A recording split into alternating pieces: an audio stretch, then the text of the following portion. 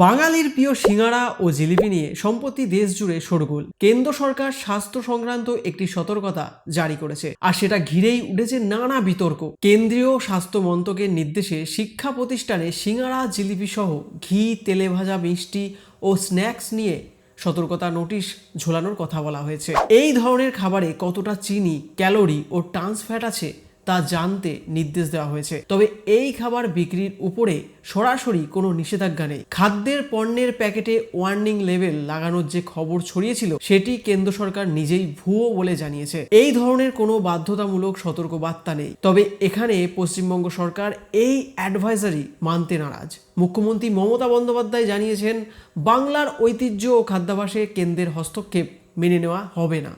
তৃণমূল নেতা কুণাল ঘোষ বলেন, গুণমান ঠিক থাকলে কে কি খাবে তাতে বাংলায় কোনো হস্তক্ষেপ করা হবে না। আর ডাক্তারদের মতে সিঙ্গাড়া ও জিলিপি ঘন ঘন খেলেই মূল সমস্যা। এগুলোতে প্রচুর তেল, চিনি ও ট্রান্স ফ্যাট থাকে। দীর্ঘদিন খাবার ফলে ফ্যাটি লিভার, কোলেস্টেরল, ওজন বাড়া, ডায়াবেটিস ও হৃদরোগের ঝুঁকি বাড়তে পারে। তবে বিশেষজ্ঞদের পরামর্শ, এই ধরনের খাবার স্বাদ হিসেবে মাসে একবার খাওয়া যেতে পারে, দৈনন্দিনভাবে এড়ানো উচিত। তাহলে মূল কথা, সিঙ্গাড়া, জিলিপি আর 5টা খাবারের মতোই পরিমিত খাওয়া বুদ্ধিমানের কাজ। স্বাস্থ্যবিধি মেনে চলুন আর নিজের পছন্দ বজায় রাখুন।